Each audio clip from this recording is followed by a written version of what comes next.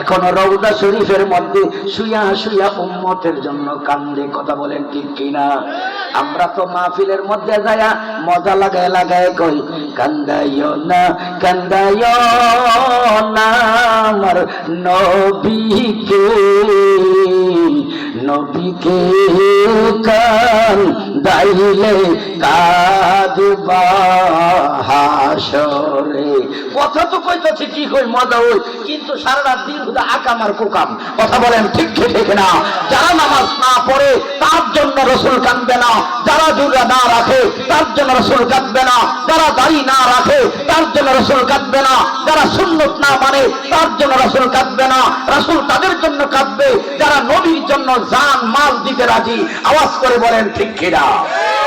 হে যুবক, দাড়ি রাখো না, বউ তোমাকে ভালোবাসবে না।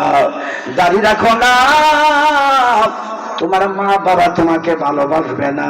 বোঝা গেল তুমি আসলে নবীকে ভালোবাসো না। কথা বলেন ঠিক কিনা? কিন্তু মজা লাগায়া গজল গাইতে বড় ভালোই লাগে।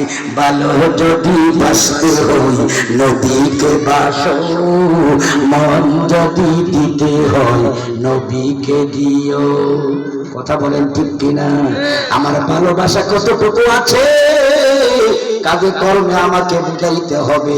দুনিয়ার সবার চেয়ে আমি ভালোবাসি আমার আল্লাহ এবং আমার আল্লাহ রাসূলকে।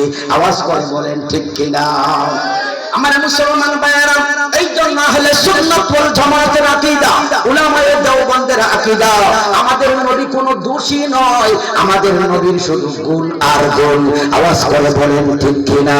কিছু মুসলমান ভাইয়েরা বলে আমরা নাকি বলি নবী রক্তে মাংসে ভরা, দোষে গুণে ভরা। না না না, আমার নবীর কোনো দোষ নাই, আমার নবী হলো নিষ্পাপ। আওয়াজ করে বলেন আল্লাহু আকবার। আমাদের নবীকে মহান আল্লাহ রাব্বুল আলামিন নিষ্পাপ বানিয়েছেন। আমাদের নবীজি রওজা পাকের মধ্যে এখন জীবিত। 63 বছর বয়স যখন হয়েছে সাধারণ ইন্তেকাল নবীজি করেছে। নবীজিকে রওজা মুবারকের মধ্যে দাফন করার পর আমার আল্লাহ মদিনার মাটিকে হারাম করেছেন। আমার হাবিব আমার বন্ধু একটা পশম পর্যন্ত খাইতে পারবা না।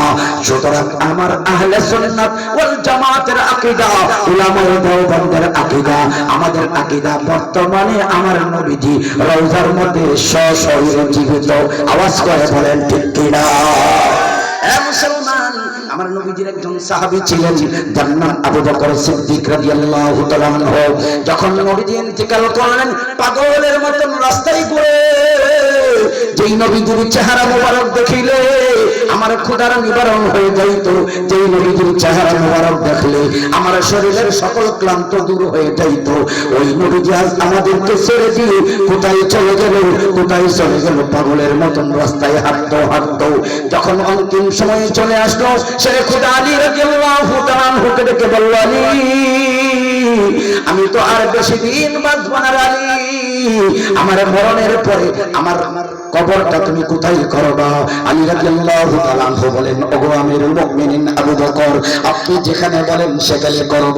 আবু বকর সিদ্দিক বলেন, আলী রে, দুনিয়াতে আমার বন্ধ ছিল নবী, আমি চাই আলমে বরজখের মধ্যেও আমি নবীর সাথে যেন আমার কবরটা হয়। জোরে জোরে বলেন আল্লাহু আকবার।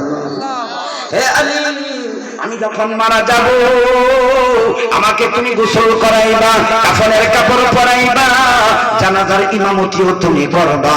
এরপরে আমার লাশটাকে নবীজির